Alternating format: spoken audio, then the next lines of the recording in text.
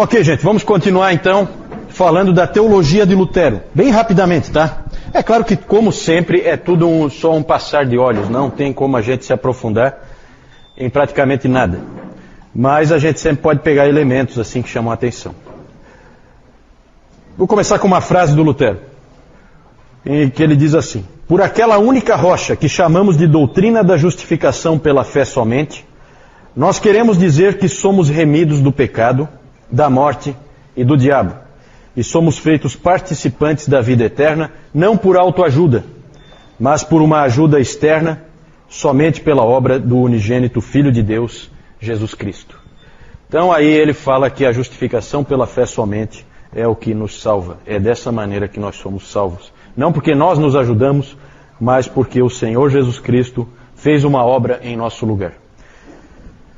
Então, além do sola escritura, que nós já tínhamos visto nele, nós vemos aqui o sola fide, somente a fé, e também sola gratia e solus Christus, também nessa frase nós podemos ver que para Lutero é a mesma coisa. Somente a fé, somente a graça e somente Cristo é tudo a mesma coisa para ele, na cabeça dele.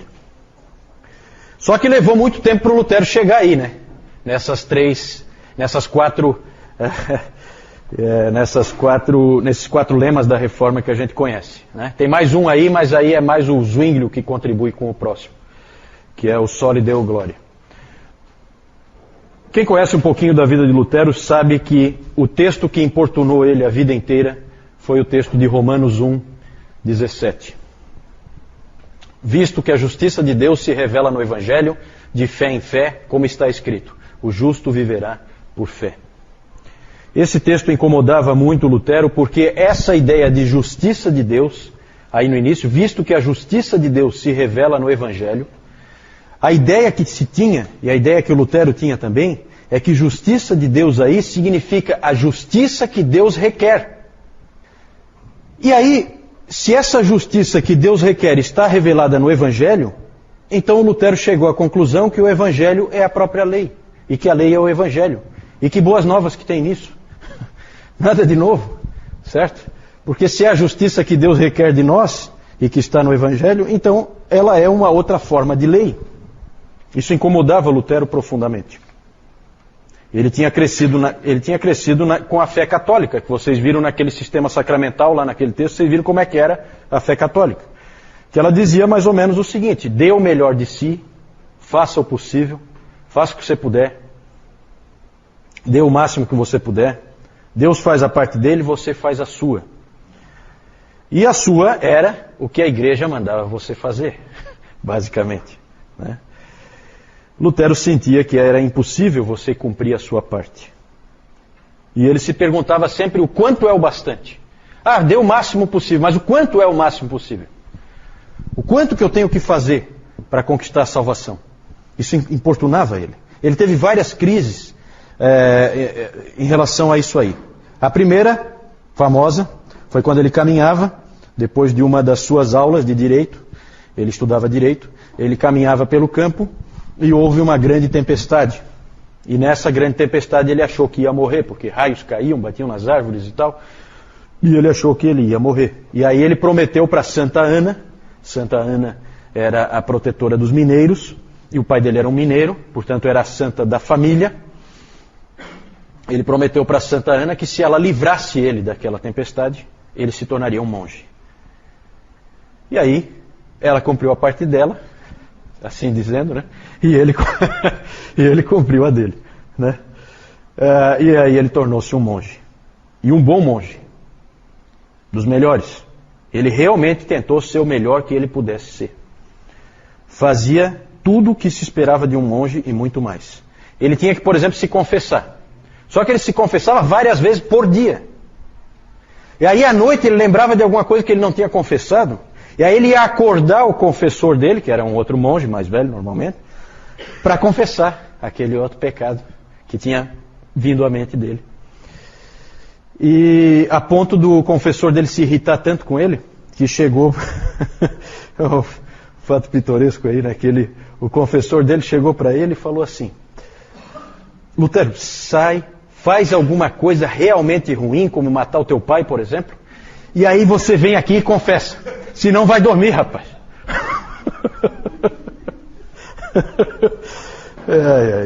Ele corria atrás da salvação.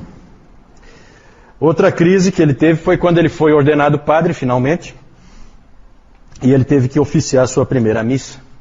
E quando chegou a parte em que ele levanta a hóstia, e aí ele tem que dizer aquele hoc est corpus meum, né? Este é o meu corpo, ele então teve um colapso. De tão nervoso que ele ficou, ele não conseguiu fazer. E ele teve não conseguiu levar para frente. Na verdade, Deus não era uma solução para ele, Deus era um problema. Ele via Deus como alguém terrível. Ele estava dentro daquele pensamento que o catolicismo tinha implantado em tanta gente. Tanto que ele chegou a dizer para um amigo dele: eu não amo a Deus, eu odeio a Deus. E aí ele se sentiu mais mal ainda, porque agora, além dele já ter essa situação, ele agora tinha acrescentado a blasfêmia em relação a todo o sentimento que ele já tinha. Então ele era um indivíduo atormentado enquanto monge. Ele tornou-se professor em Wittenberg em 1513, e de 1513 a 1517, que foi quando começou a reforma, ele já tinha ensinado nos livros de Salmos, Romanos, Gálatas e Hebreus. Vejam que é interessante como Deus usa, né? Porque esses 4 livros são livros que, se você parar para pensar, são livros peculiares aí, né? Para alguém que tem que chegar numa conclusão como Lutero chegou, de que a salvação é pela fé somente. Juntar esses 4 livros parece ser uma junção muito boa, né? E foi na providência de Deus que aconteceu. Enquanto ele estudava, ele já começou a receber alguma luz sobre o significado desse texto, Romanos 1,17. E aí houve a famosa experiência da torre, que era a torre onde ficava o quarto dele, o quarto de estudo dele, no mosteiro. Lá, Deus então revelou para ele que a justiça de Deus revelada no Evangelho não é a justiça que Deus requer, mas a justiça que Deus dá. Salvação não é uma obra, é um presente. Isso é transformador. Lutero diz o seguinte: ali eu senti que tinha nascido de novo e entrado no paraíso por portas escancaradas. Tanto quanto eu odiei a expressão justiça de Deus, eu agora a amava. Esse entendimento norteou depois toda a vida dele. A linguagem do catolicismo escolástico era: se fizeres isso, receberás aquilo. Agora era diferente. Por que recebeste isso, farás aquilo. Completamente o inverso. O historiador Kurt Aland disse: o mundo inteiro entrou em colapso por causa de uma descoberta exegética, por causa da interpretação certa de um texto bíblico. O ponto central de Lutero sempre foi a graça. Ele comparava a salvação, alguém buscando a salvação pelas obras, ele comparava com a terra seca. Ele dizia que encontrar a salvação fazendo obras é como a terra seca tentando produzir chuva. Chuva vem do céu. Terra seca não produz chuva. Outro aspecto interessante da teologia do Lutero, porque isso aí é o centro da teologia do Lutero. Tem outros aspectos, mas que a gente não tem tempo de tratar aqui. Outro aspecto muito interessante é a metodologia. O fundamento do Lutero é a graça. A metodologia são essas 3 palavras aí: oratio, meditatio, tentatio. Como você faz teologia? Como você estuda a palavra? Ele dizia que sempre começa com a oração. Você ora antes, durante e depois de estudar a palavra de Deus. O meditatio é o estudo e a meditação no próprio texto das Escrituras. E o último, muito interessante, bem peculiar do Lutero, ele trouxe isso para dentro da teologia, que ele até fez uma crítica ao Tomás de Aquino, porque o Tomás de Aquino não tinha esse elemento, que é o tentatio, que poderíamos traduzir por teste, prova na vida. Ele dizia que tudo que nos acontece nos ensina a sermos melhores teólogos. Todas as experiências que a gente vive são para que nós nos tornemos melhores teólogos. Isso é o tentatio. É você viver. É você ser provado pelas agruras da vida. É você ficar doente. É um filho seu morrer. É um inimigo te atacar. É você ser humilhado. É você ser traído. É você passar por essas agruras da vida, passar pelas dúvidas, passar pelos momentos de depressão. Tudo isso aí faz o teólogo. Tudo isso aí faz o teólogo. Era o que ele dizia. Oi? Pode. É difícil traduzir essa palavra tentatio, né? Em alemão é Anfechtung. Ele não tem uma tradução boa nem em português, nem em inglês. É uma palavra difícil de traduzir. Tentatio é tentação, né? Só que aí o sentido é outro. Não é aquele sentido que nós temos de tentação. Certo? Mas são essas experiências que você vive. Só para ilustrar, ele disse assim, ó. É vivendo, morrendo e até mesmo sendo condenado que alguém se torna um teólogo. Não é à toa que Davi era um teólogo tão extraordinário. Veja tudo o que ele passou. Ele sofreu tanto que pôde escrever os Salmos. Ele conheceu a Deus por causa da vida que ele teve. Veja que interessante, né? Para a gente parar para pensar. Deus, nas coisas que a gente passa, Deus está nos ensinando quem Ele é. Era assim que o Lutero via. Imagina a força que isso dá. Imagina como é importante para nós como cristãos lembrarmos disso aí. Porque isso é que dava força para esse soldado aí. Nós podemos aprender muito com o exemplo dele. O Lutero ele não escreveu uma teologia sistemática como Calvino fez. A sua teologia ela é conhecida por tudo que ele escreveu, todo o material que ele escreveu, o pequeno catecismo que ele escreveu para as pessoas simples de Wittenberg. Ali você vê um pouco da teologia dele. A Confissão de Augsburgo, que não foi ele que escreveu, mas que tinha muito da teologia dele também. Ela é de 1530. Quem escreveu foi o Philippe Melanchthon, grande amigo dele, grande parceiro, sucessor dele, era o Philippe Melanchthon. E aí a gente tem que falar um pouquinho do Melanchthon, não tem como não falar um pouquinho dele. O Lutero é de 1483, o Melanchthon é de 1497, e isso dá 14 anos, é isso? De diferença? Né? 14 anos de diferença, então o Lutero já é uma pessoa um pouco mais velha, o Melanchthon é um pouco mais jovem. O Melanchthon era professor de grego lá em Wittenberg, desde os 21 anos, e foi grande amigo de Lutero. É o típico intelectual, o cara calmo, sossegado na dele. Ele permaneceu amigo do Erasmo, porque o Lutero era assim, quando ele discutia com alguém, acabou. Não, dali para frente é inimigo. O Melanchthon não, permaneceu amigo do Erasmo, se correspondia com o Erasmo, foi grande amigo de Calvino também. Os dois se correspondiam, bem interessante a correspondência deles. Eram homens de idades mais próximas, né? A mesma geração.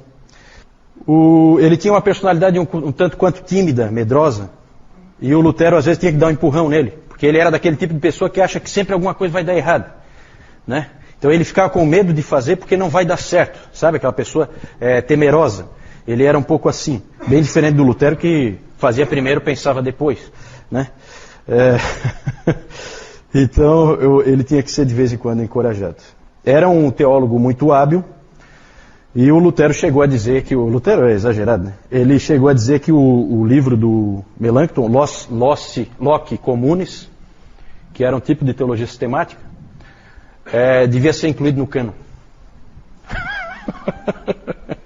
Claro que ali ele estava vendo a teologia dele retratada, então ele estava bem assim predisposto, né? Claro que ali ele exagerou, né? O problema é que o Melanchthon mais tarde se afastou da teologia do Lutero. Sorte dele que o Lutero morreu, porque senão ele ia ouvir um monte, né? Ele acabou se afastando, ele acabou indo na direção do Erasmo, num aspecto, e na direção do Calvino, no outro aspecto. Ele foi na direção do Erasmo no que tange a doutrina da predestinação e da eleição, indo para um semi-pelagianismo. Ele acabou, na verdade, levando o luteranismo com ele, e, portanto, o pensamento luterano, arminiano, nada tem a ver com Lutero, tem a ver com esse sujeito, Melanchthon, certo? Por isso que eu sempre brinco que Lutero nunca seria um luterano, até porque o Melanchthon ia tomar uma fumada do Lutero, se ele tivesse vivo, que seria uma coisa de louco. Uma frase do Melanchthon aqui, só para vocês terem uma ideia. O Espírito Santo e a palavra agem primeiro na conversão, mas a vontade do homem não é completamente inativa. Deus atrai, mas atrai aquele que está disposto, porque o homem não é uma estátua. Frase que pode ser colocada na boca de qualquer arminiano com total tranquilidade, né? Então aqui a gente já vê. Essa frase, ela é de 1555, Lutero morreu em 1546. Conveniente, né? Tá, há 9 anos já está morto. Senão ele ia sofrer uma barbaridade, como o Erasmo sofreu. Também ele abandonou a ideia do Lutero, aos poucos, da ideia da consubstanciação. Nós vamos falar depois quando a gente falar do Zwingli. Ele também abandonou a ideia da consubstanciação e acabou indo trazendo o luteranismo para uma ideia da ceia mais parecida com a ideia do Calvino, né? Essas posições do Melanchthon causaram muita confusão dentro do luteranismo, confusões essas que só foram resolvidas com o livro da Concórdia, que a gente não tem tempo nem é o caso aqui da gente ficar comentando. O Melanchthon, de todos os reformadores, ele foi o que mais tentou aproximar os protestantes de volta para a Igreja Católica, foi o que mais manteve conversações. Ele era realmente um indivíduo de personalidade conciliadora, certo? Não gostava de ficar lutando, não é um soldado, né? Já o Lutero é um soldado. Ok, só mostrando para vocês aqui, isso aqui é uma indulgência, o documento, né? Um monte de coisa escrita. Aqui é o Tetzel e a sua feirinha, e ele lá falando, vendendo indulgências, certo? Ali vocês veem Lutero, Frederico o Sábio da Saxônia, a Catarina von Bora e o Melanchthon, aqui personagens que a gente falou nessa história. Aqui as 95 teses. Esse aqui é uma cena do filme Lutero, né? Em que aparece aqui o ator pregando as 95 teses na porta da Igreja do Castelo. Dieta de Worms, onde Lutero compareceu perante o emissário do Papa e o Imperador. E aqui o Castelo de Wartburg, foto atual. Aqui a salinha onde ele trabalhava e onde ele jogou o tinteiro, né? Segundo se diz. Ou o diabo jogou o tinteiro nele antes. Aí há controvérsias.